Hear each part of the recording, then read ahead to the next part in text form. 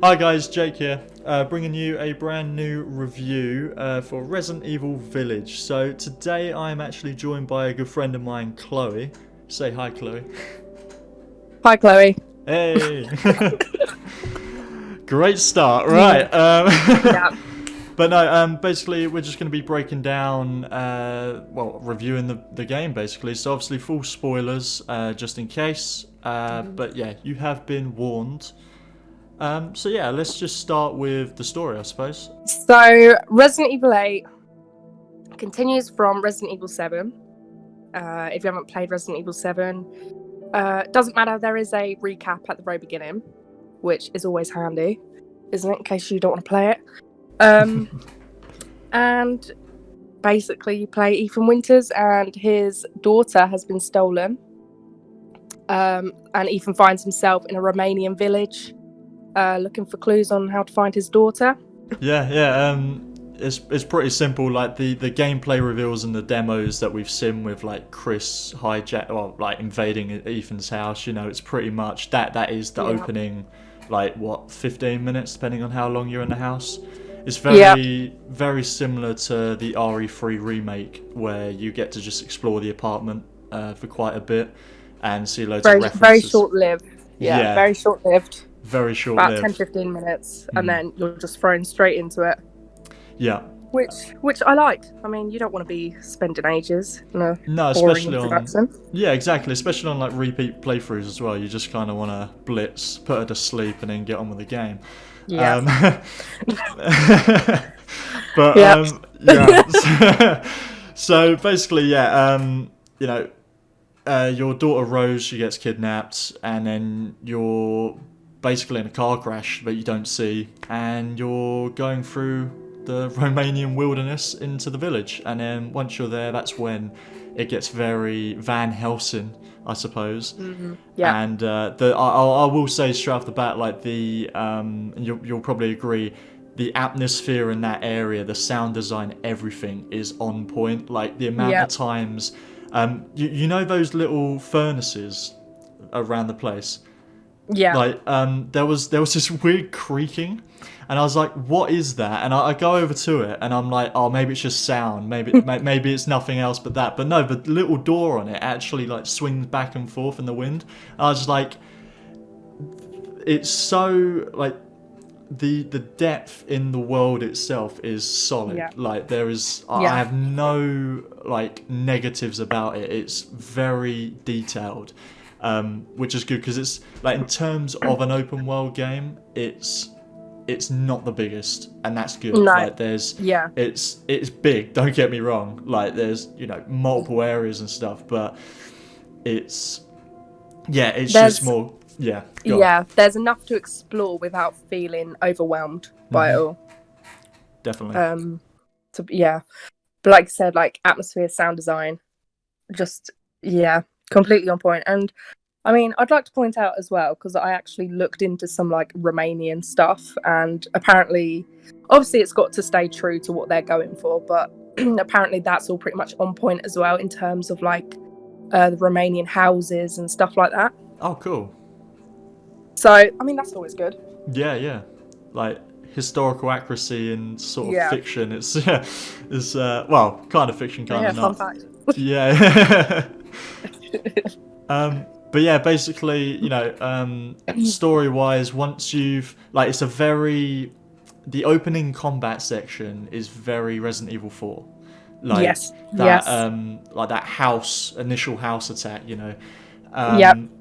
where it is basically exactly the same. I've also said it's kind of like RE5's opening combat section with the Executioner, where you just get like this huge brute guy turn up and with all his like Lycan minions and whatnot, and it's just basically survive till the timer runs out. It's an invisible timer, there isn't like an actual number up there, but it's just manic, isn't it? It's really, really tense. I think the reason two of the reasons, you've got like fuck all ammo. Like there's just none there. Like maybe a mag to kill one Lycan, and then you're just darting between houses, aren't you? It's excuse me. It's it's just absolutely manic, and you just don't know what to do. Like, you're just thrown straight into it, which I think is brilliant. Yeah, like, no fault there at all.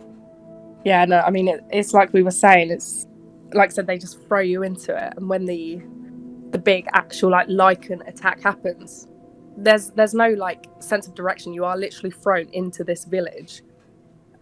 Still, like, it's still brand new to you. And you, like I said, like running in and out of the houses, you have no idea where you're going. I remember saying to you, I was just I saw the flaming arrows come, and I just thought there was help on the way. So I just stood back. I was like, okay, these people are going to help me out. No, it was just introducing, like, you know, the lichens, and you wouldn't expect more lichens, like different type of lichens to show up, but you had ones that were shooting fire arrows, and then of course you get the big one whose name I cannot remember. It's like I only remember from like the achievement. It's like up yours or something. It's like Urius. Yeah, Uranus or something. Something like that. Yeah. And then he comes out of nowhere, and you're literally like, "What the fuck is?" Oh, sorry, am I allowed to swear? Yeah, go for it. I've already sworn. Just go for it. And you're just like, "What the fuck is happening?" And I love it. It was just so chaotic. It just felt so like helpless. I was just like, "What the?" Because it honestly, it does just throw you right into the deep end. 100%. Like, it's great. It's a great start. I'll give them that. Like, you're kind of like, I'm really weak.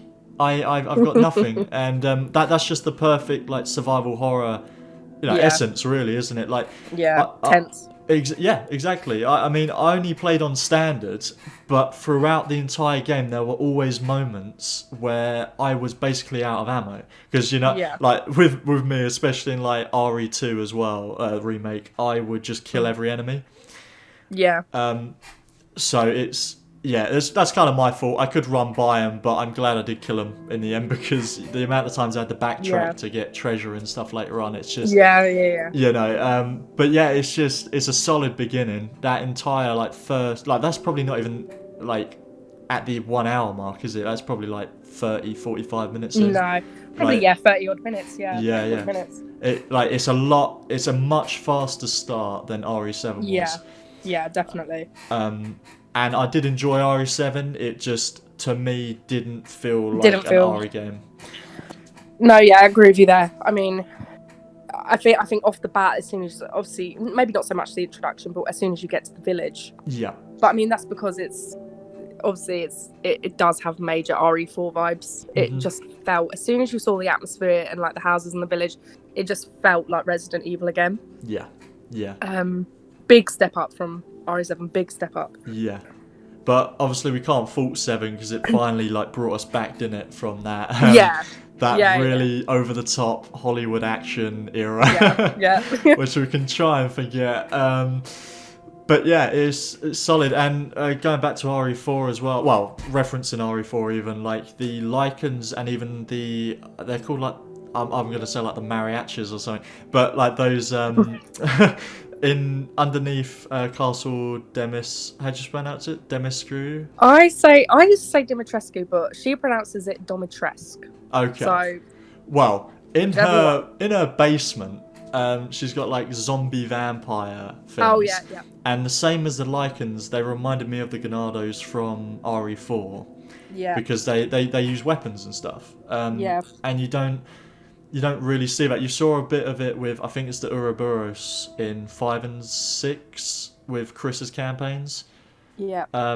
Where they use weapons, but again, I think that's just because that was from like RE5 and they wanted to carry that over for his bit. But I mean, in terms of like proper survival horror stuff, it's nice to see enemies of different speeds and weapons and stuff actually do it, because I think that was one of the main tense moments of that initial lichen fight, was that they're just so quick. The Ganados and RE4, every now and then they would duck to dodge a bullet, but these lichens, they will like I showed you a video, if I can get it on screen right now I'll do it, but it like came in really slowly. It went from a huge like run to a stop. It walked in very slowly, like twitching its head like a classic RE1 zombie, and then it started like dodging around the room and Yeah. getting in close, and Yeah. that's it. It's just the speed is very much the same as RE7, RE2 remake, RE3 remake, where Yeah. you're always at a light jog for some reason, even though you're getting chased by something. But yeah, it's very much slower. It's much Ethan's much faster in this game than he is in 7, which is good. But yeah, it's just that initial fight alone is a huge impression, and just gets you ready for what you're about to get into, really. Yeah. I think another thing as well is, like you said about the enemies, is they're similar. Like when you come from the Lycans, and like I said, like the like the ones that you've got, like the hooded ones, like in the basement and stuff. Like, whereas in RE7, they were all just molded. They were the mold, weren't they? Yeah. There wasn't much variety. Obviously, you had like the boss fights and stuff, but when it came to just regular encounters with regular enemies, there wasn't that much variety. No, it got quite boring quite quick, didn't it? Yeah.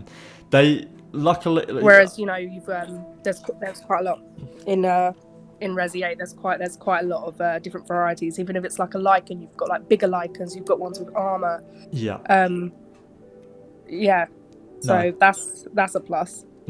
Well, definitely. It's like the enemy variety is dialed to 11 on this game in comparison to the last. It's crazy because I think you had about 4 enemy variations in 7, and they added some more in like the End of Zoe and Not a Hero DLCs, but they were still just the mold, and they didn't really do much other than take more bullets or have like a special attack. So but it's nice to see that there are different like appearances of similar enemies, completely different enemies for different areas. Definitely. And I didn't come across any. I don't know if you did, so maybe you'd be able to answer. But one hit kill enemies, I didn't come across any of them. One hit kill enemies? Yeah, because sometimes there's that bullshit enemy that will just do like one attack and then he'll insta kill you. Like I think Nemesis in RE3 remake had one of those, but then he also had his combos that were just poorly timed, so he just done you in one basically. But I don't think there was any one-shot kill enemies in this, which is good. No, I've not come across that. No, that's good then. So maybe we both just got lucky, but I mean, maybe. maybe. Too good. Yeah. I suppose moving on with the story then, like, because we've spent a lot of time on that Lycan fight, but that's worth it. Where'd you go from there? You go to the castle, don't you? Straight from the village. Oh, amazing section. Yeah, it's so good. Very RE1 Spencer Mansion. Yeah. And it's brilliant. It's a proper nostalgia trip, really, if anything. I love the daughters and obviously 8-foot-tall woman.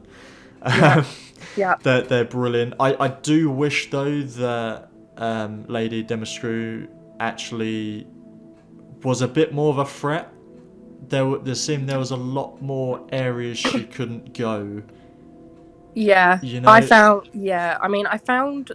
that when she was near you, and when she was sort of, I don't want to say chase because it wasn't really much of a chase. I feel like she would just give up quite quickly. Yeah.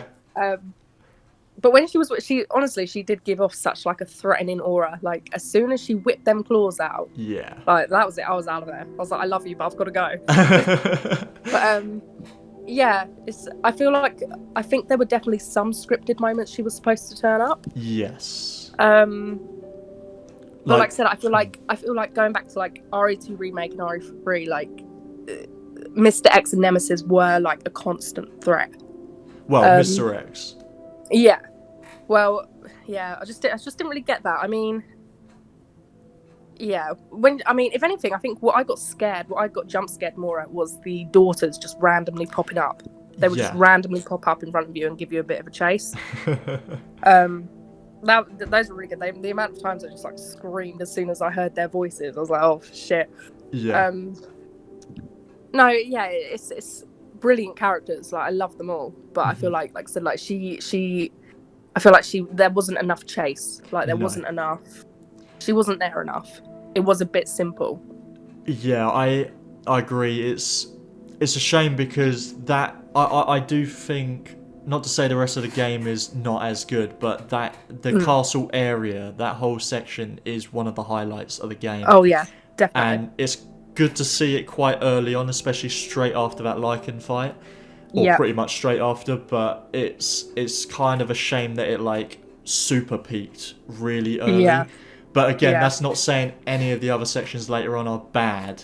They're just, I think there was, I think it's a lot to do with the marketing as well. You know, it's just like I do think their marketing was great, but like because at the same time they were just showing early hours, which this is like. I think I completed that castle section by the 2.5 hour mark. Yeah. So, you know, I was only there for probably about an hour and a half. And that's like thoroughly searching everything, backtracking, doing all the puzzles, everything. Yeah. Yeah. So it's not super long, unfortunately. But what's there is great, I think. I mean, there are definitely a few sections that I think could have been at least like 30 minutes to an hour more. Like, but yeah, I mean, it's like I said, that was like the peak. That is just like the highlight, like just the set on like I said, this like the set piece of the castle was just absolutely stunning. And you just want to like look at everything. Yeah, and it's such a shame that like it was a big area for where we got to explore in the amount of time. It was fairly big. Yes. But it's just because it was so freaking good. I just wanted more of it. And once you're out of that castle, you just miss it. I was just like, I want to get back in that castle. Yeah, I honestly think they could have done an entire game just in that castle and the surrounding areas. Like, you know, the characters there were strong enough. It's just a shame we didn't see enough of them. Like, I think.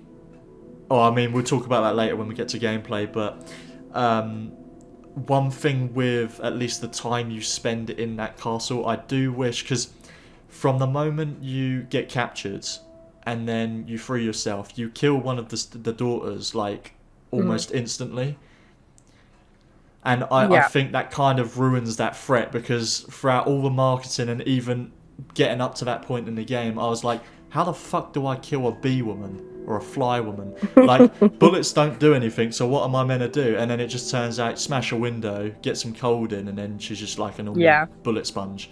Goes so quick, Yeah, but I think like there's nothing wrong with that or how it works. I think it just happened too early. It was just like captured, escape, kill a couple vampire zombies in the basement, and then you get chased, and then that's the boss fight. Whereas I think they should have drawn it out a bit more to build that tension, rather than jump. They could have paced it a bit better. Yeah, because like I said, like you escape, you kill one of them like straight away, and then after you've killed one, it's like you then kill another one like straight after the other, and then another one. Yeah, and it's like there's really no like pace in between it. No. But like I said, like it's not a bad thing. I mean, in a way, like I'm glad. I mean, I don't know what I was expecting from the castle section. I didn't know we would have to kill like three daughters. I didn't know what to expect. I expected to kill all four of them in the end, like just because it's Resident Evil. You know, they're enemies at the end of the day, aren't they? They are just mini bosses. You know. I like the way they were actually incorporated, but again, like I said, when we get to gameplay, I'll talk all about that. But it's just, I think once you kill that first daughter, like the tension and the fear of the rest of them just disappears, because it's like, well, they're all the same, you know. So, the fear factor just sort of dropped. I mean, I feel like it would have been quite good as well if. I mean, I don't know, when you look into the lore of it and how they were sort of like how they came to be and stuff. Yeah. Like it makes sense. It's good backstory. But like I don't know, I feel like it would have been like better variety if each daughter had like a different way to kill them. Yeah. just to spice things up a bit. I agree. It's yeah, but I mean, you know, at the end of the day, it's a really big game. So if they, to be honest, if they spent any more time there, like it would have taken away from the other bits, you know. Yeah. But what I do like is once you're in like one of the 4 bosses areas, like you completely forget everyone else because you're just so focused on escaping whatever nightmare you're in at that point. Because like during that whole castle section, I was just like, wow.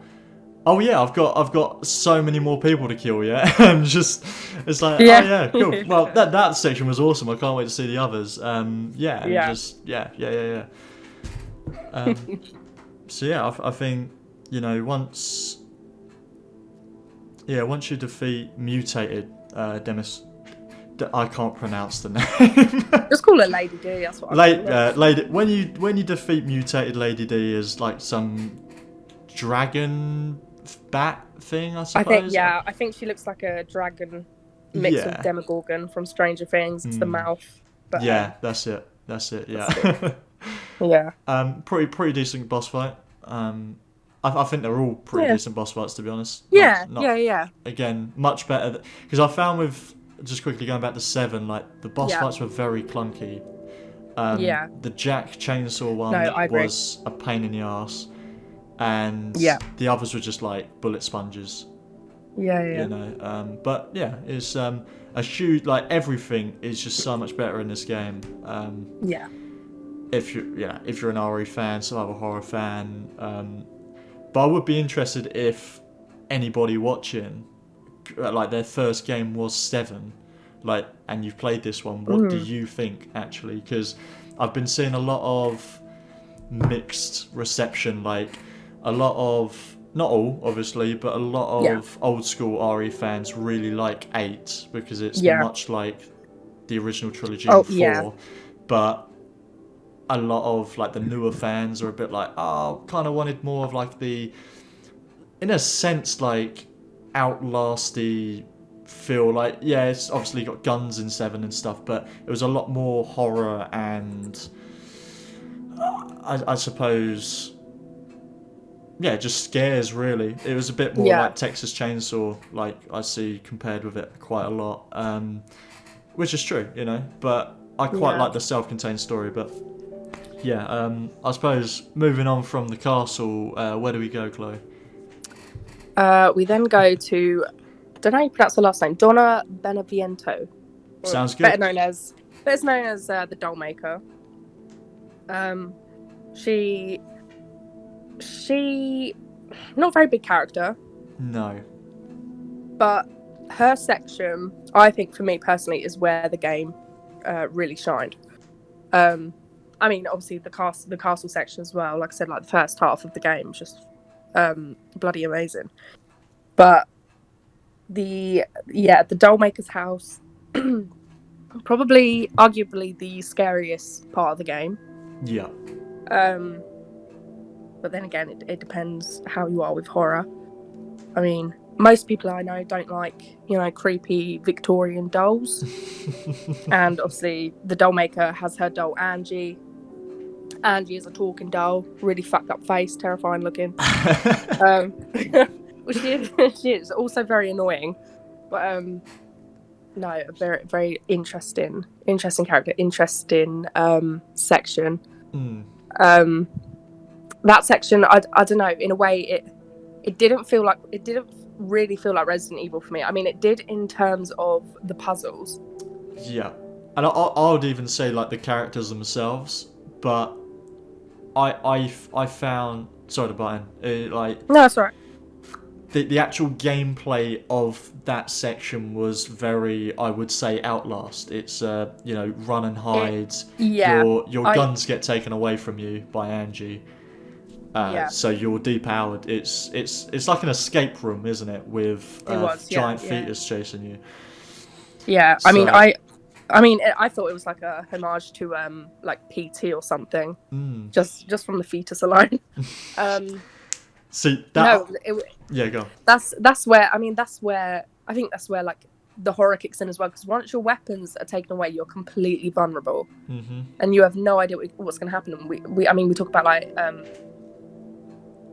ambience and stuff, and obviously I think in that section there's hardly any music, or it is literally silent. And that is what's really that to me is just what's really spooky. I mean, the thing is, when you first walk into that house, it's a well-lit house, like nothing's going on, but it's the fact that it's completely silent and you don't know what to expect. That to me is just like, they completely nailed the horror aspect of this section. Yeah, it's got to sit like just on the walk alone, like going through the graveyard. It's all like, it goes from this overcast this overcast village, and you go through a door, and then it turns all misty. It's a very linear path straight to this house, and as soon as you see that house, the mist dissipates, and the presence alone. Like, I mean, going into it, or as a creepy woman with a talking doll, that's scary enough just on its own. But that building, it didn't look like. As soon as I walked in, I checked the map, and I was like, oh, it's not that big actually. And then of course there's a bloody basement, which is like twice the size of it, and a just maze. Kept going down. Yeah, and I even just remembered the bit when you first go in the elevator and the lights go out, and then there's a note on the wall that says, "Come play with me" or something. Come play with me, Ethan, I think, or something like that. And I was like, nah, I'm good. Because that whole way through, I was like, I really want to fight or encounter this doll, but at the same time, I don't. And then the baby turned up, and I was like, I'm fine with this. I don't want that doll. That whole section was just one big nope. Like, I really struggled to get through it. Like, I got there at about 10 o'clock at night, and as soon as I saw like that icon on the map, and then I saw the portrait with Donna holding Angie, and I was like, where's the save point? Because fuck this tonight, I'm not doing it. And I was that was the other thing, because I was walking through rooms, and there was I think it's when you go down the elevator, there is a cupboard, and it opened, and I was like, hang on. I remember telling you, if I can walk in there, turn around and close it, and I could, I was like, yeah, this is like, I'm gonna lose. I'm gonna have to hide in this section, and I was just like, no, I'm not doing that. I don't want to get chased by a doll. And then it was a fetus instead. But a brilliant section. I think personally for me on a replay, it's actually going to be a bit of a drag, just because it's extremely linear, and there's not there is actually no sort of, like, when you get in a combat section, you can tackle it different ways. It's just very much, all right, run and hide in this section, then run past it, and then you're out. So I think as well, once you know what's coming, it's fine. Like, definitely, big deal. Still absolutely terrifying though the first time you play it. Oh, definitely. But like I said, like the atmosphere alone is it was so good. But like I said, like it'll probably be a bit of a drag to replay it now, just because you know the puzzles now, what's coming, there's a big fetus coming after you, which was bloody terrifying. So the thing is, I didn't even get a good look at it, because I was just like, no, hiding, I'm gonna run past it. I could constantly hear it. I saw its face, and then I looked at it in the figure screen, and I was like, what the fuck? I was like, nah, that's something else. That is, I'm glad I didn't look at that. If it was what do you call it, amnesia, your sanity would have dropped like to zero instantly. That's just a walking nightmare, that thing. But after that, where do we go next? Is it Moru or Morgo? Whatever his name, the big fish. big Frankenstein fish pussy guy. Well, the idiot one. Bless him. I felt bad for him. When I was reading his notes, I was because obviously written like a child and it doesn't grammatically make sense. I was like, I can't understand this because he's using the wrong words. Like, it's just a pain to read. I was like, no. But he was all right. I didn't mind that section. It was interesting. I quite liked it. Yeah. it was different. It was like the section was like I mean, obviously you're still in the village, but it was still pretty new. Like, you know, added water and stuff. The big what was it? I guess you'd call it a river. I don't know. Yeah. And then they Dam, introduced lake? you to dam. Yeah. Yeah, it was a dam because you had to like drain the water or whatever. That's it. And then obviously you could. That's when it would then introduce you to using the boats, and then obviously you could use the boats to sort of like backtrack. So, I mean, yeah, that was pretty interesting. It was pretty. Yeah. And I mean, that's the first time you see Chris outside the intro as well. Yes. Yeah. And you get the idea that he's not bad because he does actually push you out the way. Yeah. And he seems concerned for you. Yeah. So yeah, it's just a little bit more for him, but that's literally it. Just a quick cutscene which you briefly see in a trailer, I think. But yeah, then you just again, it's a few puzzles, isn't it? And then drain the dam and boss fight. Big pussy vomit monster. Yeah, I mean standard Resi, really. Yeah. It's just like, let me grow 10 times the size and have some disgusting abilities. Yeah. Let me just go to this windmill real quick. Yeah. Just get myself a crank and then I'll be right with you. Pretty much. No, I enjoyed it. I did enjoy that section. Yeah. Yeah, it was good. There was, I mean, yeah. Yeah. And then do you go straight to Heisenberg from that, or? Oh yeah, he rings you up through his cabin, doesn't he? Yeah. And then you leave the sort of dam mine area, and he's put up very quickly. He's put up signs like leading you to where he is, with like bright yellow paint. Must have done that really quick. I mean, he's Magneto, really. Yeah, that's right enough. And he first leads you. He doesn't lead you to it, but he leads you to the Lycan stronghold. I guess I think that is the the area. It's the stronghold, which was really fucking challenging. They just kept coming. I was like, shit, it's like the beginning all over again. But no, that yeah, that was a very, very short, very small area. And then you also refight Urius, or whatever his name is again. He's been like infected again or something, and he's like mutated slightly. But yeah, then you just march on to Heisenberg's factory. He tries to do a whole Darth Vader join me to destroy the Emperor speech, and then you say no, which you should have really said yes and then betrayed him later on. And then you go through his Frankenstein freaking House of Horrors, pretty much, and all his soldates. His like robot.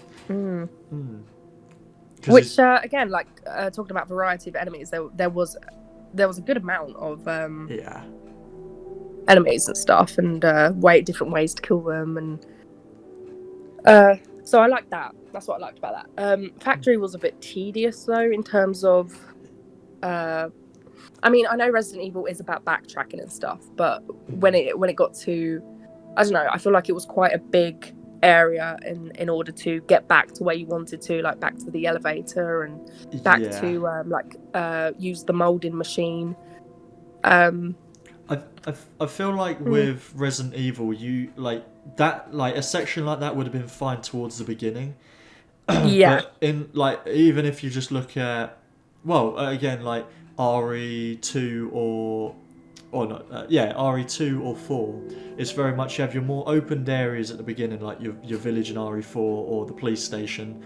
And then once you've got past that bit, it's a lot of quick fire, shorter backtracking segments, like the sewers in RE2 and the lab. Yeah. And then obviously with the village, with RE4, you've got its own factory and stronghold sections, but they are more for you just to blast through and not really explore as much. Yeah. But I think that's. Yeah, I think so. Yeah, I was going to say, I think that's what. Well, at least with me, that's kind of the issue I had with that section. Not the actual environment and what you had to do in it is just that it's so late in the game for such a lengthy backtracking exploration area that I feel it should have. There's like 3 floors, I want to Mhm. say, of that area. I mean, obviously you get to the lift, but then it's like, I think one section, I think when you had to get Heisenberg's his key mold or whatever. Yeah. And you have to backtrack quite a bit. You and do. obviously, like, I mean, first time playing the game, like, you don't really know this area very well. So you can imagine, like, I mean, to be honest, it didn't take me that long, but, like, you know, some people just, you know, it might take them time to get back to where they wanted to go. And that's just, when you're at that point of the game, like, towards the end, you just don't really want to do that. You just want to be like, right, come on, hurry up now. Yeah. Like, let me get back to this elevator. Literally, because, it's stuff like that. It's just... Yeah, you know, I completely agree. It's like, trying to get back to that molding machine to create that key and the ball for the labyrinth puzzle. Like, they just threw more enemies at you. Like, and more of the stronger ones, because I think it was like the Panzer Soldats, which are like the fully armoured guys that you have to blow the armour off before you can attack them. Yeah, they threw like a couple of them at you, plus some of the normal guys, and it's just like, I just want to build a couple things. Like, fuck me. Like, I didn't want all this hassle. Just leave me alone. Yeah, literally. I just, you get that done. You're like, cool, there we go. So yeah, that, like, I personally, I enjoy the area. It's just too late in the game for that style of gameplay, I think. But yeah, obviously. No, I agree. Yeah, from that point, though, you get Chris's revelation as well, don't you? Because you get all the way to the top, and then Heisenberg kicks you all the way back to the bottom again. And then you see Chris conveniently, and he basically explains that... he finally tells you what's going on. That Mia at the beginning of the game was actually Miranda, because she can shapeshift. So he was just shooting her when he could have said... Sorry, Ethan. This is not your wife. Bang, bang, bang, bang, bang. Like, but I do like when you take control of Chris later on that even one of his squad says you should have told him, and then he reiterates you should have told him still. Like, you know, it's like there's no time. I was just about to say that because you just think like if Chris had told Ethan, God knows like how early on. Yeah. You know, might have got things done a bit quicker. Yeah, and I mean, Ethan didn't have to lose more hands. No, he keeps his hands, he keeps his fingers. It's ridiculous. But yeah, basically, Chris like gives you exposition, and then you take Heisenberg's self-propelled artillery tank, which is awesome. You got like a 50 I really cal, like that. bloody rocket launcher on the back of it. Chris has been fixing it up. You take it up and you battle mutated Heisenberg, which is like a... It's almost a bit like Devastator from the second Transformers film. Just like this robot flesh man. And you just battle him out, and he does that reference, doesn't he, Chloe? Yeah. Yeah. What does he say? He says, I think once I'm done with you, I'm going to take care of that boulder punching bastard or something. Arsehole, something like that. Some curse. And then, you kill him. And then Mother Miranda turns up, and I was actually quite shocked by this. She basically rips your heart out, drinks it, and Ethan straight up dies. Like, he's gone. After everything. After everything. That's it. But I was thinking to myself, it's quite nice to see a protagonist not finish his mission. He's so determined. And then he's like a bit too brash about it, and he just gets ruined. But he dies, and then you take control of Chris, and I thought we would have. Sorry, it's just like no, go for it. I thought we would have.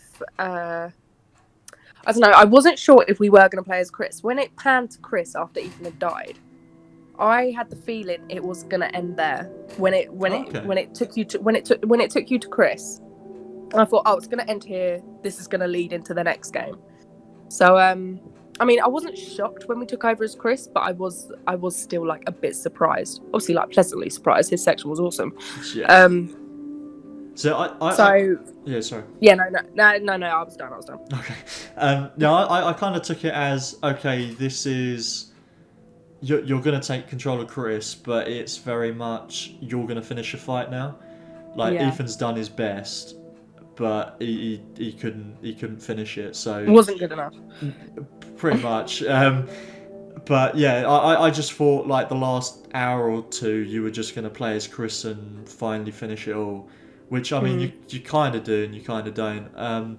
But yeah, you go back through the village and it's like proper nighttime. It's all on fire.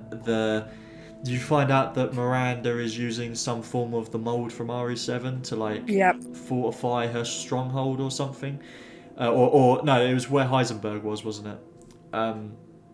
Yeah.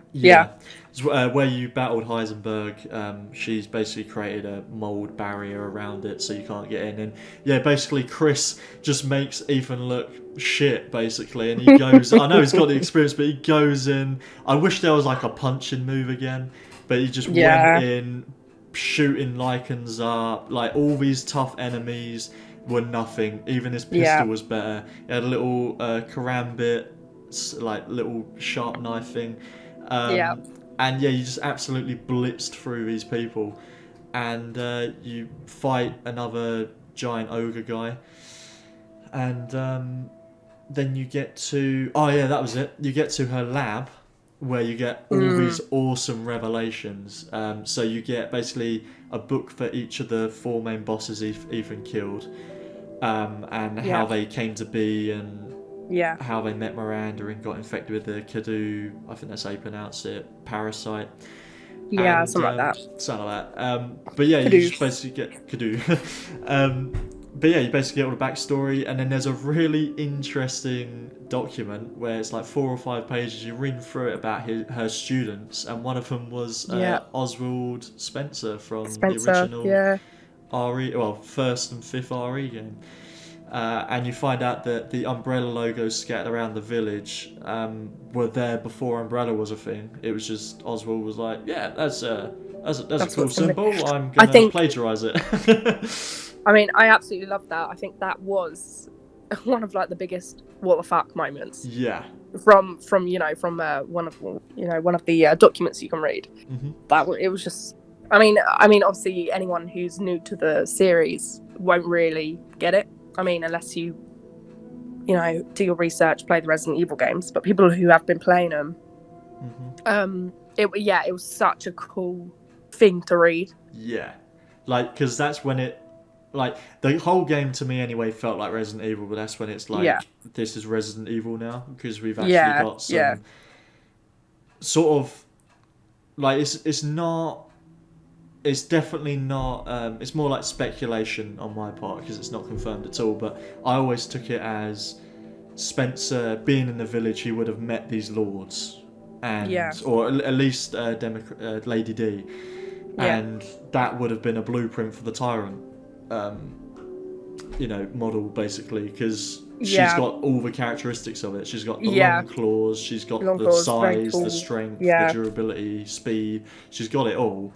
And to be honest, she actually really just outclasses all those tyrants. Yeah. Well, she's more she's the smartest one out of all of them. Yeah. So I mean, she's fully funcking. Like she says full sentences. So yeah. I mean, I don't. I mean, yeah. Like I said, it's speculation, but I definitely think that's what it is. Because it's just the only thing that was holding her back was her hereditary blood disease, wasn't it? Which is why she comes across as a vampire, because she has to drink blood and eat flesh to basically stop the mutation that you fight in her second phase. That's why she basically just has the appearance of a vampire. So again, it's nice that they can tie like sort of our mythology into a fictional world, of definitely. viruses and plagues, basically. So, but yeah, from that point, you also find Mia, the real Mia, and you tell her that her husband's dead, and then he isn't. He comes back to life. With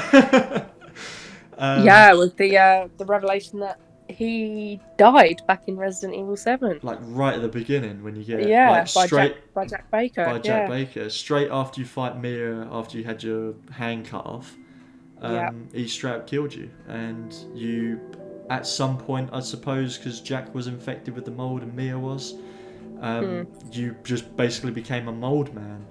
Yeah. Really, which explains why you can take so much punishment. Like just alone earlier on in the game, when you backtrack to the village, I think the second or third time, there's these giant werewolves, and you get like, he's ripping your leg, like eating your legs and your stomach and all sorts, and you just run away fine from it. And just I'm like, gets up from it. what is this guy made of? Like, it's ridiculous, but they, you know, kind of explains because he's just mold. And basically Miranda is, she like, the mold originated from underneath the village, where shortly after the Spanish flu, when her daughter died, she went into the cave to just kill herself, and she came across the Kadu and the parasite and the mold and all of that, and then she started experimenting, which is why I think the Maiden demo is set like 50 years before, but they've been going for like, well, it's over 100 years if it's Spanish flu, isn't it? So it's just interesting stuff, really. If you care about the world and the, you know, the series and all of that. I mean, if you care about the story, like, tying together. It's really cool stuff. I feel like they did tie it together pretty well. Like, it did explain a lot of things. Yeah. But yeah, most importantly, how Ethan just sticks his hands back together. Like, with the first the first aid as well. I'm like, what the hell's in that stuff? Like Jesus juice or something. Lady D cuts your right hand off this time, and the way it just flops off. But you literally, like, you put it back where it should be. You, like, rest it against yourself, and then you just pour this liquid over it. Pour the first aid, and it's like fucking glue. And it's just, it's like, and then after a few seconds, he starts like clenching his fist, and it's like, all good. And it's like, what? What is in that? That would cure anything. Brilliant. It's so funny. But basically, when Ethan's coming to his revelation, you see Evelyn again as a little girl.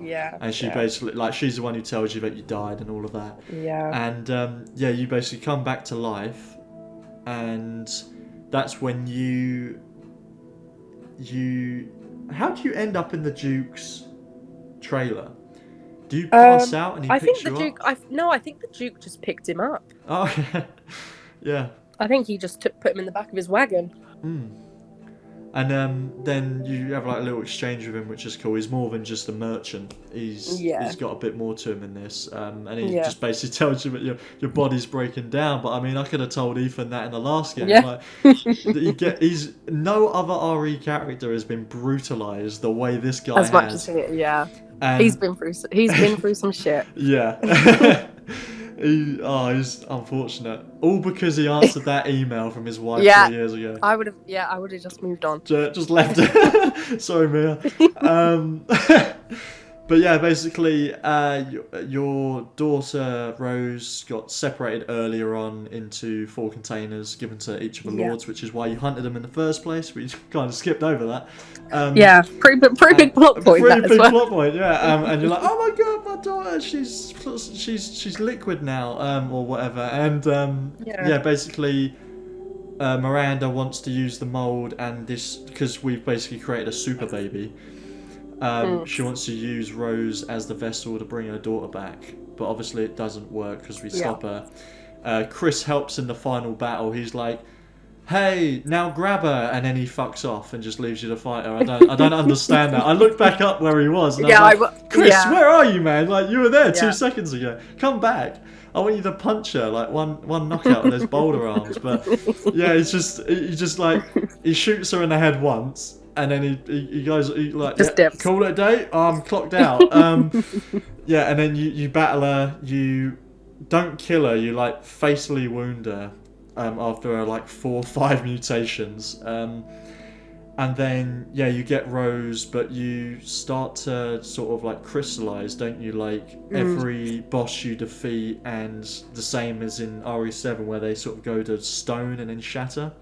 Your right arm starts to do the same thing, and you're like, oh, actually, that makes sense. If he is a mold man, and Yeah, he's and it's been destroying destroyed. the source, then that's the only thing really keeping him alive. So he like goes back. Chris comes out of nowhere. He's like, "Oh, I'm here to help you again." But yeah, we basically, yeah, Ethan's Ethan on. sacrifices himself, really, Yeah, doesn't he's on death's door. He gives Rose to Chris, asks him to bring her up strong. Gives her his jacket, and yeah, he basically takes the detonator from Chris because he put like this super mine on the source of he? Yeah, the Kadu, and yeah, he sacrifices himself, detonates it, kills himself obviously, and destroys a village. That is it. And then you find out the BSAA were there earlier, but they're like super corrupt now. yeah. So Chris is going to go sort them out in RE9, I suppose, or in between. And yeah, we don't actually get much more on the connections from RE7, do we? No. It's kind of just. I mean, the main thing was that the connections were the people Mia worked for in RE7's flashbacks. Yeah. Because she basically let them have a sample of the mold so they could try and do what she's doing in this game, create a vessel for a daughter. But obviously they create Evelyn and it's unstable and doesn't work. So she's just like, right, I'm going to go back to it. But yeah, I think that's pretty much it, isn't it? Story-wise. Yeah, I mean, but then obviously there's I suppose you'd call it an epilogue, I don't know. Oh, yeah. Where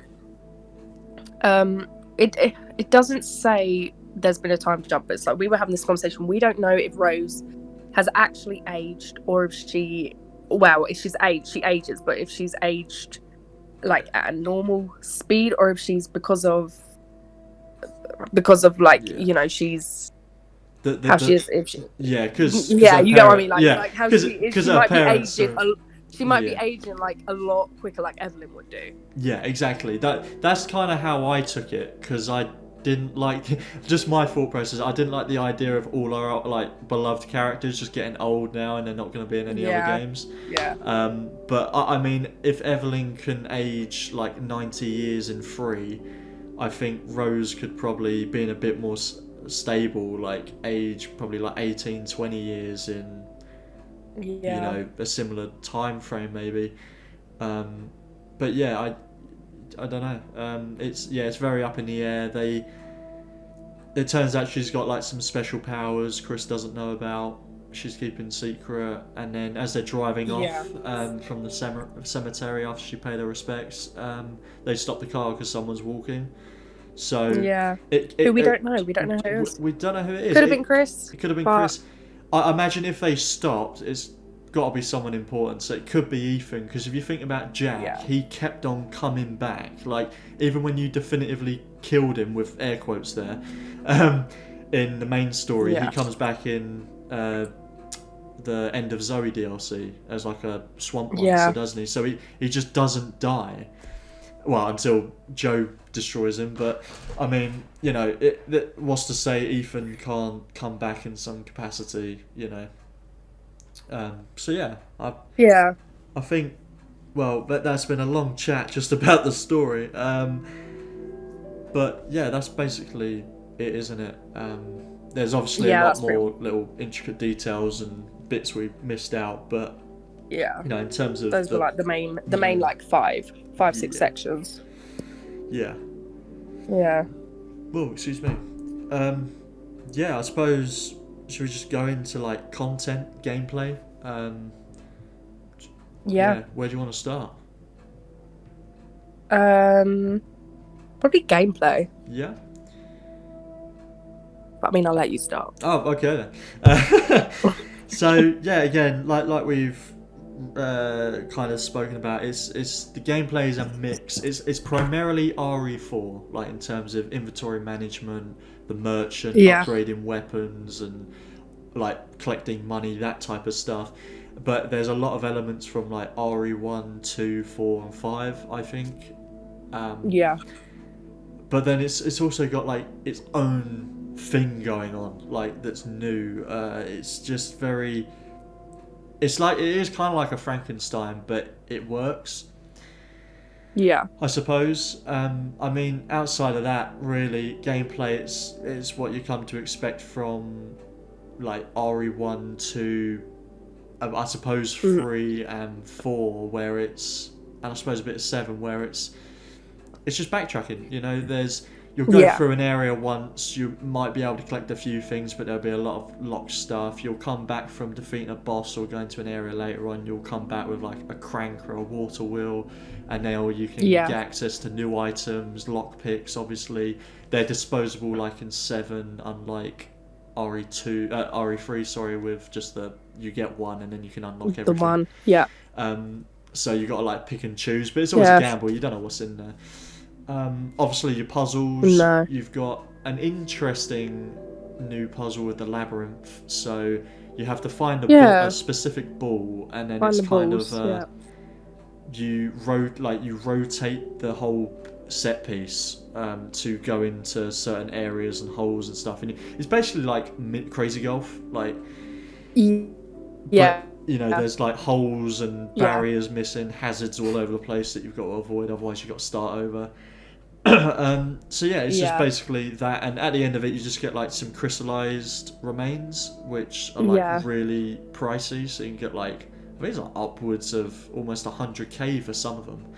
I mean, I would say that the currency in the game it's not that hard to come by. It's very easy to which, I mean, I'm not complaining, because you know, the amount of upgrades and like weapons and that you can buy, like you want good stuff.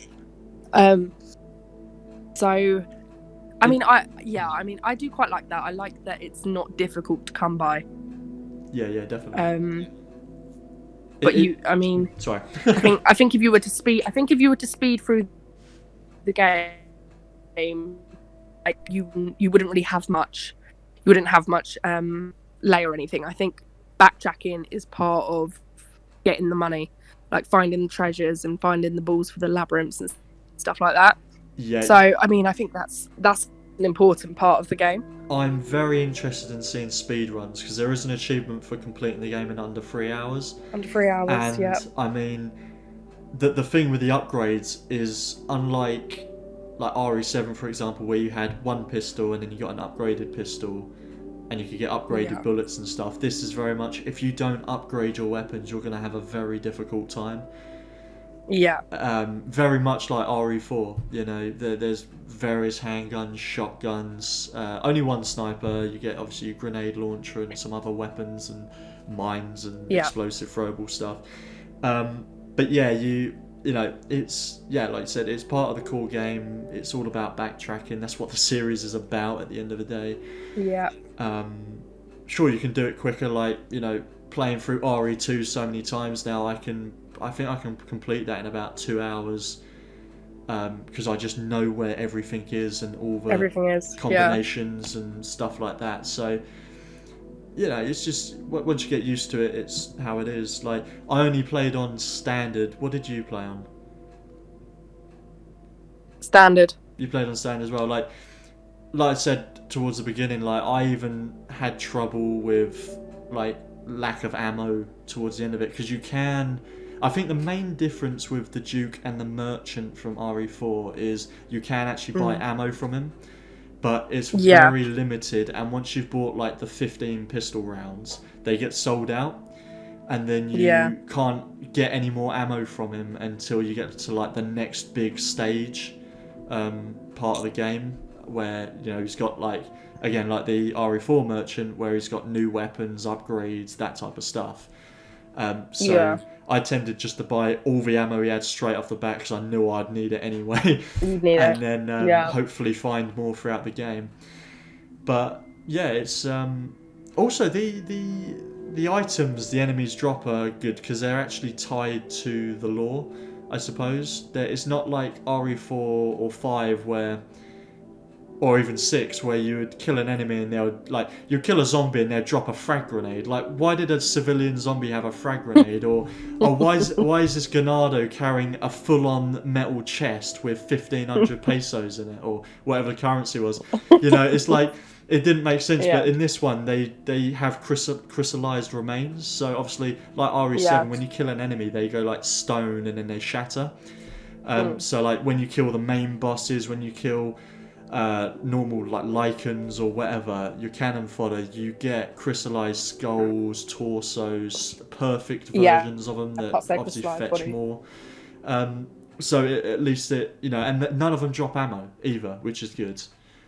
None of them drop ammo, so the only way you can get ammo is off the Duke, which is very limited, finding it in the world, which is your best bet, and then crafting what you can. And again, it goes into that survival horror aspect of, do I craft pistol bullets or a grenade?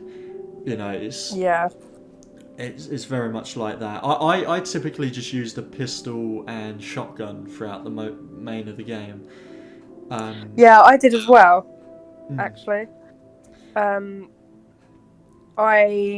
What did I say? I think I almost fully upgraded the first handgun. Okay. And the shotgun, and then I want to say I bought a different handgun. No, I know what I get. I got picked up one of the treasures. So around the map you have the main treasure boxes that you can go and the ones backtrack and find. So I think it was the Wolfsbane Magnum or something like that. In the Fishman's area, wasn't it? Yeah.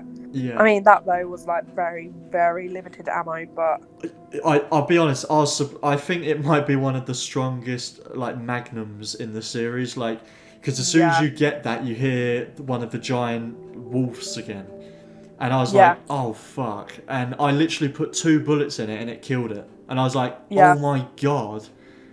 Like, that took so much ammo before. Yeah, I headshotted it, and I was like, it was down with like you said, like 1 or 2. It was just, I was like, okay, I'm not using this. I'm saving it. Yeah, and it looks cool as well because it's like an old Smith and Wesson, isn't it? Yeah, old classic revolver, like white and gold. It's really nice. Yeah, it was cool. Yeah. But yeah, I think that's pretty much it. It's just crafting. You're backtracking. Yeah, I mean, very similar. Like, if you've only played, like, if anyone's only ever played, like, 7, there's not much else to expect other than it's taken some elements from previous games in terms of, like, the merchant or the Duke, sorry, and, like, the inventory and stuff like that. But it's all still pretty much similar. It's still, it's taken on from RE7, but just put its own spin on it with, like, aspects of previous Resi games, like you said. But yeah, I mean, it's pretty simple. But I mean, I personally it's really weird thing to say, but I really loved the inventory system, and the crafting and that. I like sorting out my inventory. Yeah, you saying inventory though, I will bring up one thing. I got all the upgraded cases, but I didn't think I needed them. There wasn't a single point in the game where I struggled for inventory space, where I remember in RE4 I was like, oh man, I've got too many grenades, I've got a fish, I haven't got enough space, I need more handgun bullets or something like that. And I'll be like, oh, what am I going to discard or sell? I had none of that. I had no inventory issues in this game.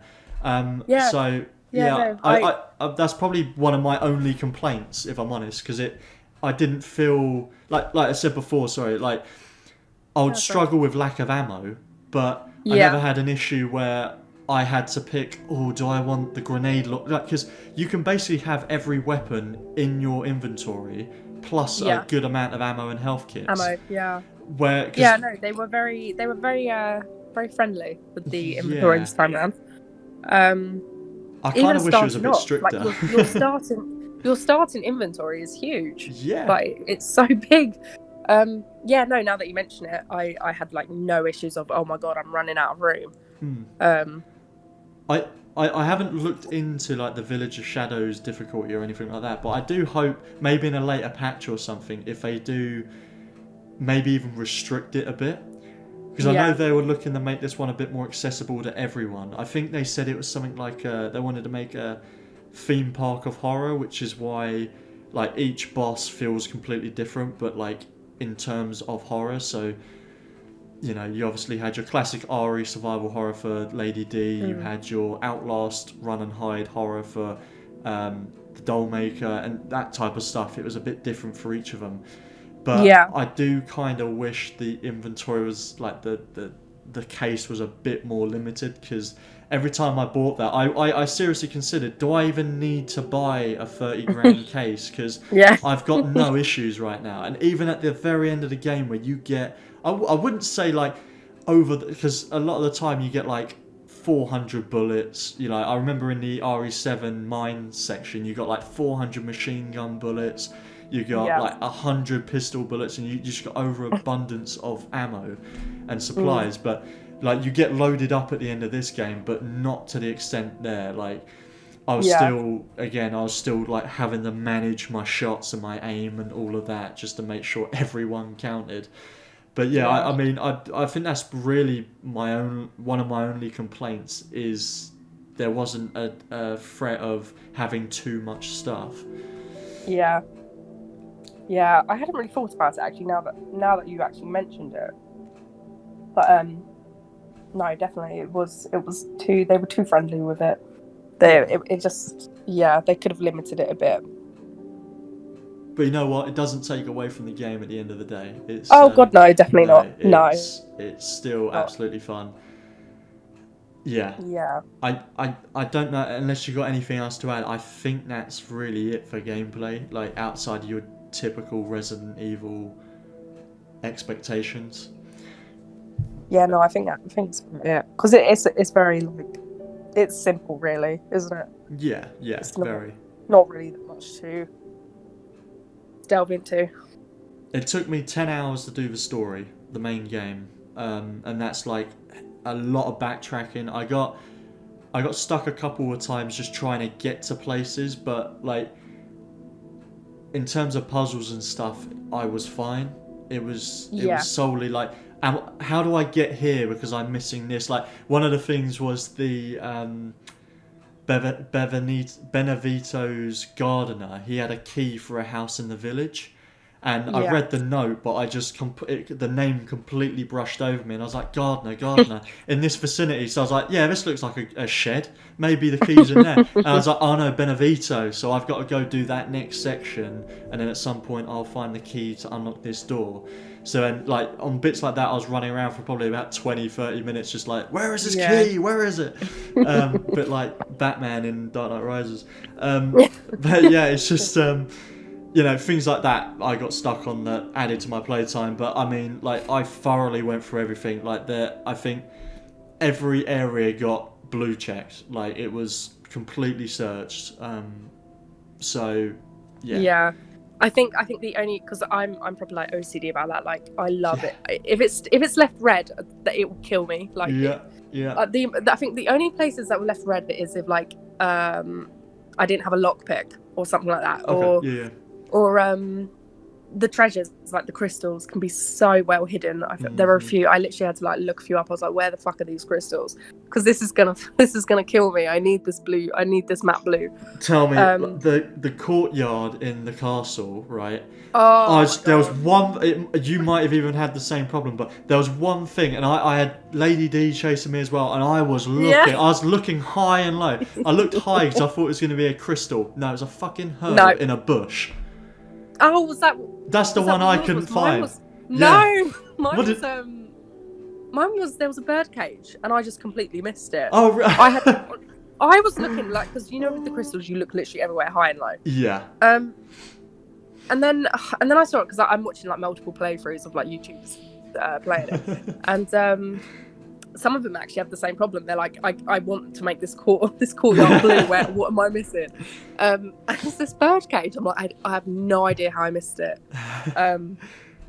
But I ended up obviously like I watched this later after I finished the game, and I was like, next time I play through it, I'm getting this bird cage. I want to make sure everything is blue because it just really killed me inside. Yeah. But yeah. But yeah, no, I liked the treasures and stuff. I thought that was a really. That's cool. Because they weren't pointless. They weren't stuff for like, oh, it's collectible. Like, no, it was stuff that you generally like needed to get. Like, it could have been like a weapon part, a new weapon. something to sell. It just really added. Like obviously when you look on the map and hover over it, it tells you basically what it is. So there's a couple weapons, isn't there? There's the grenade launcher, there's a grenade launcher and the Magnum, and then the rest are basically, like you said, treasures which you can just sell for stupid amounts of money. Yeah. But yeah, it's like you can kind of pick and choose, but you might as well just go for it all. Yeah, I mean, yeah, it was absolutely fine. I do think I think that's one thing they did well, is because obviously like we keep saying, backtracking is part of it, but like it wasn't tedious. Like I enjoyed backtracking. Yeah. I enjoyed going into the village, like backtracking back to it's like when you'd get the iron insignia key from the castle, and like backtracking, like you don't have to go to these places, but like you want to go to these places. Yeah. You want to open these doors, and that's what I really like. I think they did that really well, because it's I don't know, because some games you get stuff like that and you're just not bothered because it's not going to be anything to benefit you. No. Whereas like the stuff it's going to benefit you. Like I don't know. Yeah, it's literally like that. Like with the grenade launcher, I'm not entirely sure if you have to go back through that area, but basically on your backtracks, because you go like 3 or 4 times back to the village, it's not just, if you, like me, you wipe out every enemy in the village, that when you go back through it, it's empty.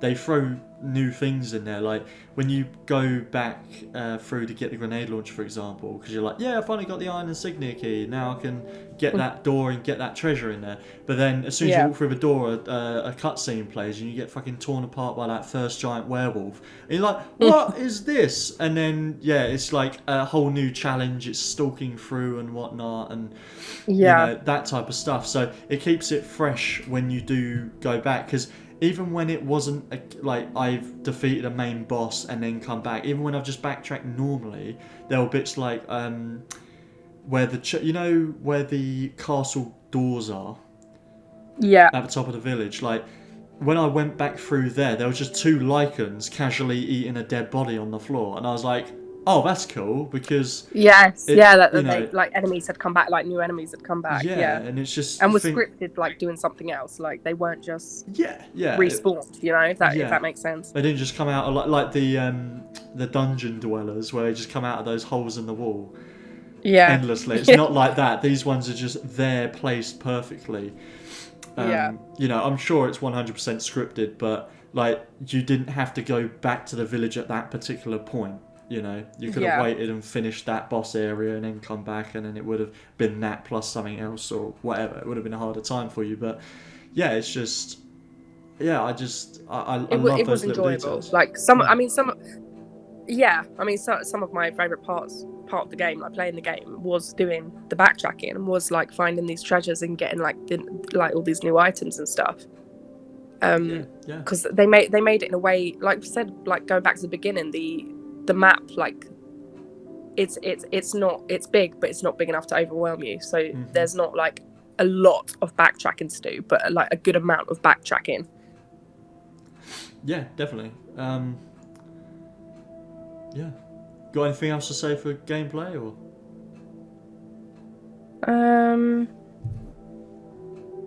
no? Well, actually, going back to the puzzles, that's another thing, like, because you mentioned the puzzles, you didn't have a problem. I've seen a few people say that they found them like not difficult, but like difficult.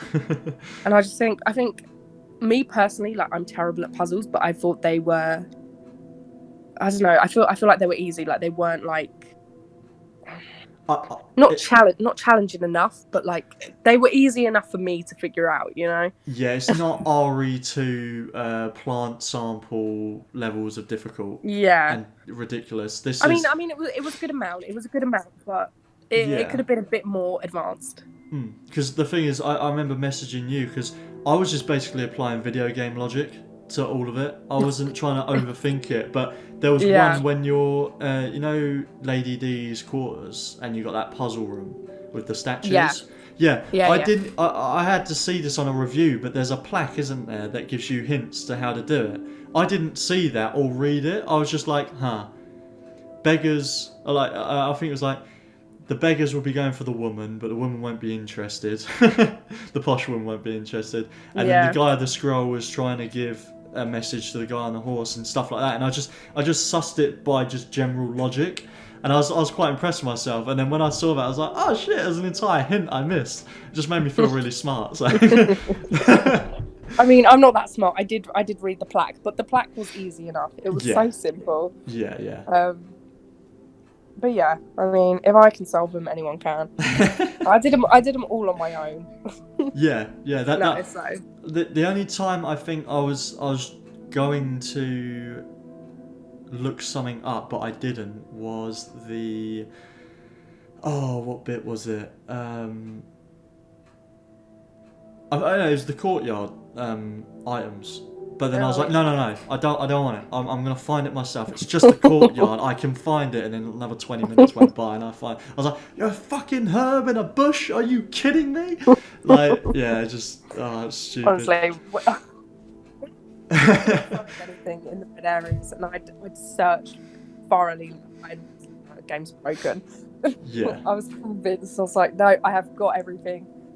But they hid things very well. Because them crystals are so tiny. I mean, like, yeah, they'll glisten. You have to be looking. Yeah. Right. I suppose carrying on with content. Then obviously you got the main story. You've got the mercenaries mode back, which is cool. That only costs I think like 10 credits at the end. Yeah. You get movies, which is the RE7 recap Chloe was on about earlier. And also a load of behind the scenes stuff once you complete the game, which is nice. So you get to see like how they made the animation, all the mocap and all stuff, of that. You also get concept art, but the concept art it's my favourite because it actually gives extra tidbits on it. Like I remember sending you the one on the BSAA because I was like, okay, so they're sending in bioweapon soldiers now, but then there was nothing else on it apart from Chris was going to have a word with them. And then when I look on it, like the note is the BSAA are now a corrupt organisation, so they are pretty much what Umbrella was. Yeah. So maybe that's RE9 now. Is now that the mold's sorted, it's going to be sort of bringing back the BSAA, and maybe you see Jill at that point. That would be cool. Finally see her after like 3 games. But yeah, then obviously like RE2 and 3 and I think 7 you get figures, so they're just like model statues basically of all the characters and enemies you fight. You get challenges which give you in-game rewards. So I will reiterate right now, there are no microtransactions in this game, but throughout the game you'll be completing challenges and they will give you basically credits to use in the in-game store, like in the RE3 remake, and they will give you stuff like new weapons, infinite ammo weapons, figures, concept art. Like by the time I finished the story, I had about 90,000 credits, and I was able to get all the figures, all the concept art, a couple of the weapons. Mercenaries mode. Right now. Oh, I mean, I got one of the weapons, but after playing Mercenaries earlier, I was able to get the Karambit and the short assault rifle. So I've literally got one more weapon to get, and then it's just the infinite weapons. But the infinite weapons, you have to do challenges for themselves. I can't remember off the top of my head. I'm sure I got footage I can scroll. But yeah, it's basically you got to complete an in-game challenge, and then you'll get the ability to use the in-game credits to buy that infinite ammo weapon. But there's a lot of content, a lot of replayability in this. Yeah, definitely. I mean, which I really like. I mean, it's more devs need to do it. I mean, you know, you're playing through the game, and you know, like I said, you're earning the credits to unlock new things. It's like whether it's Mercenaries, which is a completely like arcade new shooter. Different game, yeah, which is really good. Yeah. I'm not usually into the type of like arcade shooter things, but I gave it a go, and it's really fun. It's really good. Yeah. Sorry. No, yeah, sorry. No, you go on. I was gonna say, like, the only other time I've played Mercenaries was on RE6, like back in 2012. Yeah. And I played it once as Leon, and I was like, not really my thing. Mm. I've heard some complaints that it's quite bare bones RE8's version in terms of the classic versions, but I mean, for me, Resident Evil's always been the main story. I've never dabbled in Yeah. the side modes and all of that. It's Yeah. always just been that. But yeah, I'm playing that in RE8 Mercenaries. I enjoyed it. It's like a nice rush through. You don't care Yeah. about any enemy. You're blasting through people. Yeah. I did the first two like areas with all the stages. So I did the village and the Yeah. castle. And I like how, Yeah. like, with the castle, you fight the daughters again. That's quite cool. They're much Yeah. easier, obviously, but you go through, Yeah. you smack. You basically, all it is you're rushing through to a time limit. There are time extensions that you can knife, and there are other orbs that will give you permanent upgrades Yeah, for that abilities stage. and stuff. So that could Yeah. be like more damage, long range, close range, quicker speed, and decreased enemy speed. Yeah. Exploding HP. enemies, HP, exactly. It could Yeah. be anything, random things. It will give you 3 at a time. Yeah. What's good as well is each, obviously you've got these areas and there's like 3 or 4 stages each.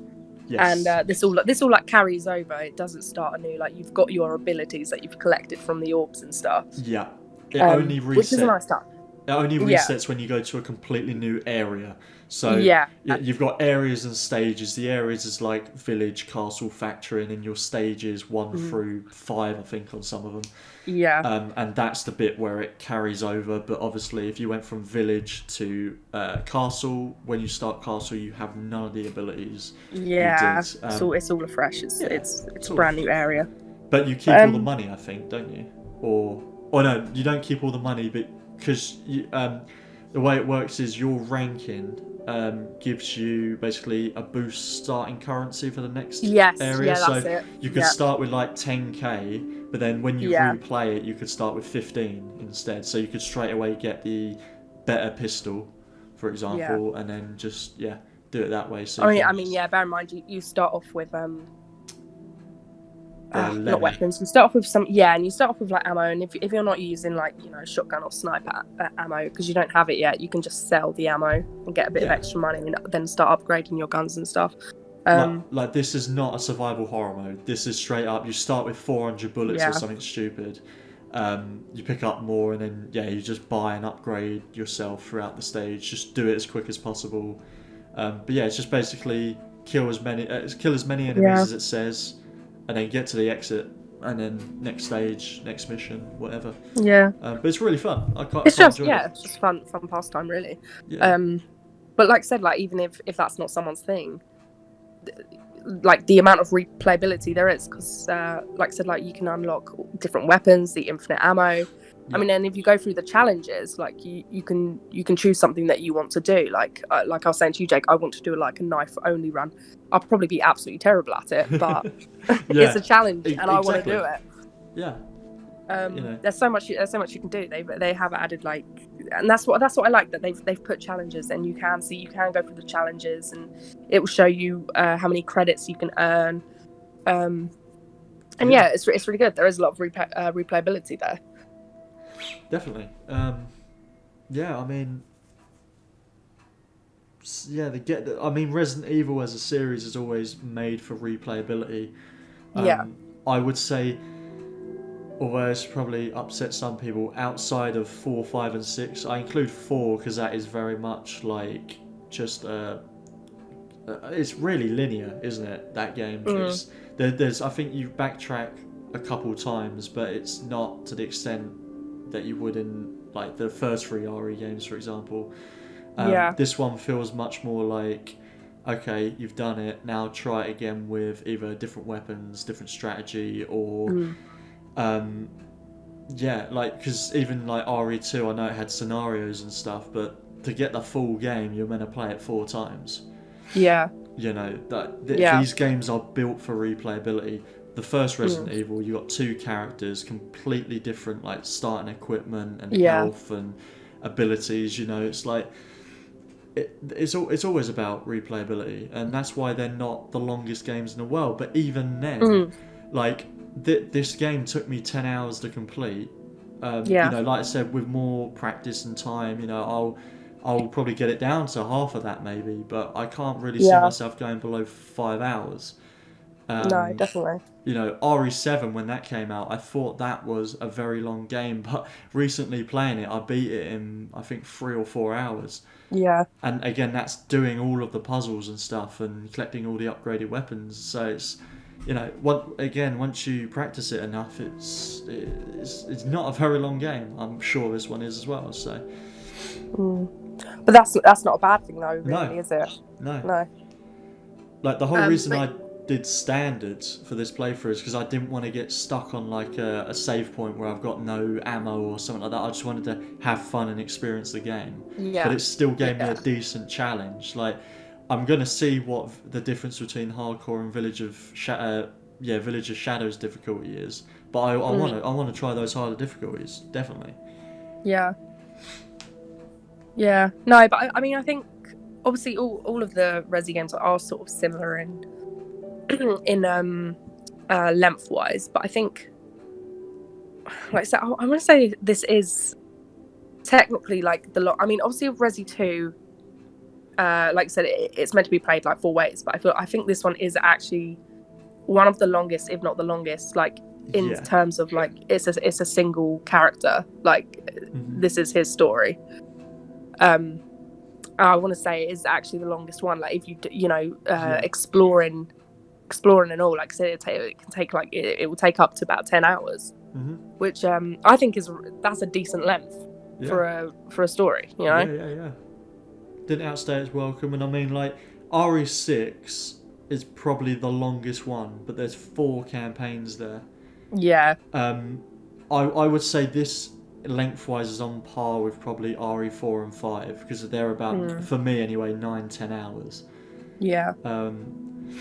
But yeah, I mean, yeah, it's definitely up there for length, and definitely with one character, it's probably it's got to be top 3, definitely. And I'll be honest, like I think this is one of my favourite in the series as well. Like, yeah, I want to. Yeah, I think so too. I've always really liked Resident Evil. Not as much as you, but I mean, I feel like Resident Evil 2 remake, like it reignited that love for me, and well, no, I don't know, because because I played Resi 7, but like I said, like it just didn't feel like Resident Evil. I mean, I was excited to see where they were going with it. Like the first person, I think they did it very well. Like in Village as well, they've done it really well because it feels like a Resident Evil game in Village. But yeah, after playing Village, I think it is like one of my top Resident Evil games. I think it just completely nails. I think Capcom just like not listen to the fans, but like I feel like they learned from 7 and were like, right, this is what Resident Evil is. Yeah, definitely. I think like I need to play this one a couple more times, but I definitely right now I think I do prefer it to RE4. And I'm only saying that because they are very similar games. With the gameplay, but I don't know, RE2 is still, I think it's still number 1 for me. Yeah. But yeah, I think RE2 I don't know, well. this one could sway me, I'll be honest. It really could. I really do like this one. I just after playing it though, I really want a full remake. I mean, we've seen what they can do with the remakes. They're fucking brilliant. Like, a full remake would just... Full remake, and then to finish it off, do the original again. Like how I did with 2 and 3, and probably end up 4. And it will be, you're done. You are sorted. And I'm not going to argue with anyone online about certain games not needing remakes. That game still exists, you know. If you want to play that version, play that version. But I want to see a new shiny version with the sort of rejuvenated controls of the 2 and 3 remake. I mean, actually, I'll quickly add with graphics. I think 2 and 8 are very similar in graphics. but I think 2 takes the cake slightly just because of the gore mesh and the way you can like slop limbs off and stuff. But I will say this game, because there's a lot more enemies on screen, again more in line with RE4, they despawn, but obviously they like shatter away, don't they? But then they fade into the ground. Whereas RE2 was like, if you down a zombie, they're like a ticking time bomb. They'll come back later when you have to backtrack. Yeah. So it makes more sense for them to have that gore mesh. But I mean, it would have been a nice addition. But I'm not crying over it because you kill them so quickly. So yeah. I mean, it's like I said, like they look the same because it's on the same engine. But like to me, I think RE7 and RE8, like obviously they look the same because it's first person. The detail is more in the world. Mm-hmm. But when it comes to RE2 and RE3 remake, I don't know. I feel like I prefer the look of that, especially to do with like the remodels of like Leon, Claire, and you know Jill and all that lot. But like they look incredible. They look so good. But when it comes to like RE Village, like the world is just so beautiful. Like the detail. Like I said, like when I was in the castle, I would just look at the castle, like just like look at the walls, look at like the paint and all the details and stuff. But yeah, I don't know. It's weird because obviously, like I just said they're the same, but they're also very different. Mm-hmm. I think I prefer the remakes. The graphics, like I said, like the gore, like I don't care about the gore. It would be nice to see a bit. I mean, like I said, like the heads will pop if you get like a critical headshot. So that's always good to see. But like in RE2 and RE3 remake, like the amount you could do with like shooting off limbs and stuff like that, I just love stuff like that. It's so cool.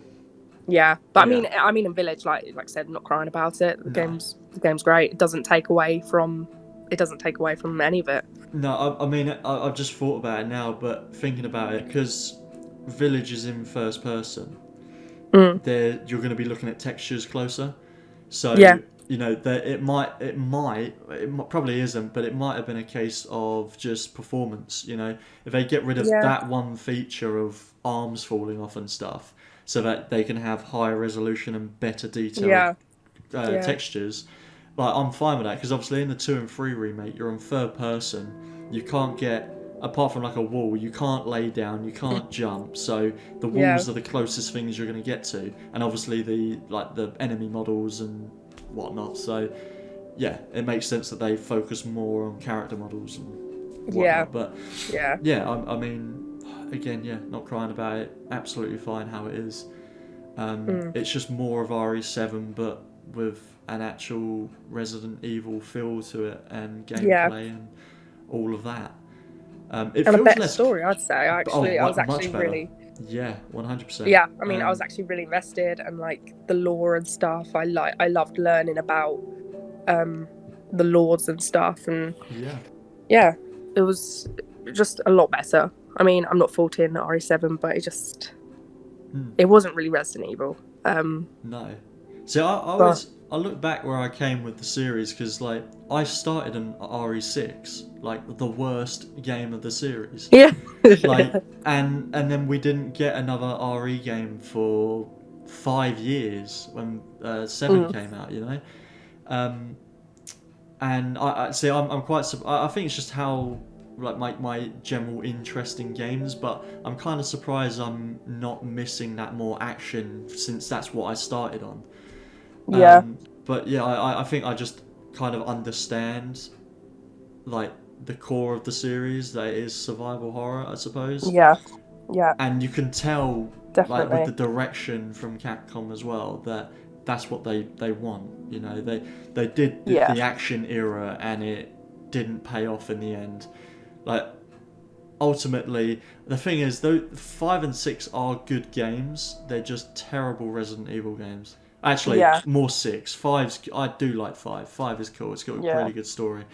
But it's you know, it's just that it's caught in that time period, isn't it, of third person action games, and you know, RE4 unfortunately started it in that sense. But you know, I'm glad that they were able to take a long time away from it, and from the series and say, right, what do people actually want now? And it's like, we want to return the form, and they make 7, and it's pretty much universally loved. But I'm just glad that we've got 8 now, which is like the newest, most present time period RE game, and it feels like RE. Like, I can see myself playing this as much as RE2. You know. Yeah. Oh, definitely. Yeah. Whereas in recent years, I've like when RE7 came out, I played it maybe twice, and then I was like, I'm done with it. Whereas this one, like I said, there's so much replayability and possibility with strategies that you can just play this over and over again. I can't wait. Yeah. No, it's Capcom definitely like came back strong. Good comeback. Yeah. I mean, even as well with releasing RE2 and RE3, like what with remake, like what within a year apart, maybe. Yeah. I think they were definitely about a year apart. I think it was 2 studios. Oh, was it? I think RE3 was. I want to say it was partly Platinum Games. I'll have to look. Yeah, but I might be wrong. But yeah, I think it was 2 different teams, because I don't think they had long to work on RE3, which would explain the length. But outside of the length and Nemesis bullshit combos, it was a solid game. But yeah, this isn't a review or discussion at this point of RE3, but of the remakes. The remakes. Did you have anything else you want to add before we wrap it up? No, I would just say, play the game. Yeah, literally. It's so good. I try not to like rate games, but I would say it is like for me personally, like a strong 9 out of 10. I'm exactly the same. Strong 8 or 9 out of 10. Like, I'm probably more towards a 9, but it is definitely an 8 or a 9. Again, I think numbers are just so subjective. Like, people just look for a high score, when I think we've spoiled a lot. But there'll be a warning at the beginning, so don't worry. But yeah, it's very much like, just play the game. From the moment it got announced, I was like, this looks really cool. I'm excited for this. Like, there's never been a moment where I doubted any point of it, and I'm so glad that I was able to just jump straight in the game, 3 days solid, and without any spoilers, apart from seeing Chris holding the baby. But again, I literally clicked off of that so quick that it had no context at all, and I was like, that's fine. But yeah, I mean, it's just so nice when a game like lives up to the expectations. Yeah. Very rarely do games, live up to it, but this one did. This was my game of the year for 2021. Oh, definitely. Still is. So far, yeah. Before it came out, it was, and it still is right now. I'm not disappointed at all. Yeah, no, definitely. After I finished it, I was like, yeah. So far, I mean, obviously, there's more games coming out, but I mean, yeah. So far, this is like, definitely my game of the year so far. But yeah. I mean, I'm just so biased towards the series anyway. It'll probably just stay there for me. It's just I'm blown away by the amount of content in it, especially compared to 7. Definitely. And especially 3. But then again, you've got like the main Capcom team working on 8, or like at least the Resident Evil Capcom team. So that would make sense. They need to make this one good. You can't rely on remakes, but yeah, I'm just glad it's moving forward. I'd be up for playing a game as Ethan's daughter, but I really don't mind. I just want to see an old face that isn't Chris come back. I love Chris, but I want to see where Jill. I want to see where Leon's at. Yeah. Maybe give me a Claire reference in there, because the thing with Claire is she's been very prominent in the side games.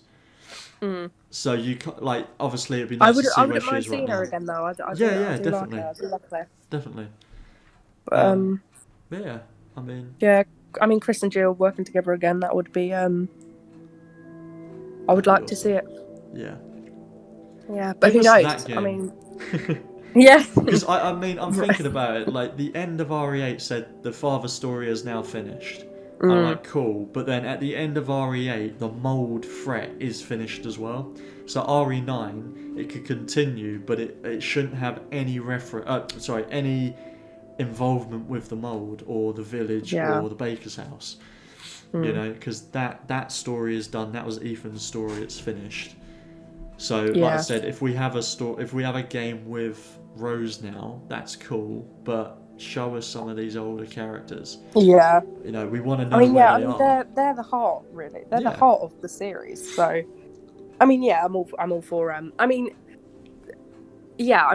new characters. I mean, Ethan in 7 just like had no personality at all. No. I didn't like him, but this game really did bring him back and made me actually like him. He had a good character, and he had a good motivation as well. Like rescuing his daughter after his wife's been killed, to his knowledge. But the thing is, 7, what was his actual motivation? It was find his wife. He finds her. She's mental and tries to kill him. And then it's just escape the house, which he could have just fucking swum or something. I mean, there was gators, but you know, it was just basically survive and escape. But there was really no depth to him in RE7. And it's funny because again, he's primarily on his own in this game, yet he tends to talk to himself a lot, which I'm just going to say I do to myself a lot as well. Like when I'm walking around the street, I think everyone does. I mean, like, whether it's in your head or out loud, like because when I'm around the house and I'm doing stuff, I tend to just actually talk out loud to myself, like, "Oh, you fucking idiot! Put the kettle on" or something. Like, you know, just things like that. Like, just those little bits in 7 would have made his character a bit more, rather than Ethan, fuck, shit, fuck. Like, that's all he said in that game. And his reactions were awful, but in this one, like, you could see the anger and the fear in his voice. In his voice. Especially like that moment where you defeat Lady D and then you get the head of his daughter and he's like, what? You know, and he starts breaking down. It's like, don't worry, we can save her. You know, it's like, oh, don't you lie to me, I'll fucking kill you, kind of thing to the Duke. And it's like, oh yeah, that's good. Like, it's just, you know, voice acting all around from the cast was just incredible. But even more so with Ethan. He just had so much more depth to him. He was just so much more likable. Which I didn't think I'd really care about, but I guess after playing it, I think that must have been a big thing in 7, because I couldn't stand him in 7. His character was just, there was no character. I think I think you want to like the characters. You want to like who you're playing as, and I mean, it's just an important thing, and I think they really nailed it. They really brought him back. Yeah, because I mean, because they don't show his face either. And I feel like their idea for Ethan was to be like a kind of Master Chief type character where you become Ethan and you're sort of imprinting your own sort of ideology, I suppose, on the character. Because why would, like, we know what he looks like, but they always never show his face. In 7 he barely talked, and to me that was kind of like, oh, is it just like you want me to actually react to what's going on? But when he did react, it just didn't make sense. Like when he killed his wife, but didn't kill his wife, and it was kind of like, oh no. And then it was sort of, oh, she's alive, cool. And, you know, at least in this one, it's like he has a proper reaction to Chris killing Mia. Yeah. And then, obviously, him just trying to find his daughter, and I kind of like how, obviously, they sort of portray him as that dad, you know, that determined father, but at the same time, he's still just a man. So he's sort of going on his Rambo killing spree, but he still gets absolutely fucked up along the way. You know, and ultimately he gets his heart ripped out. Obviously he comes back from it, but it's kind of like, that is, you should have waited for Chris, like he said. But instead you're like, and you know, you can't blame him. He's like, I want to get my daughter back. I've been doing this all fucking night. Let me just get her.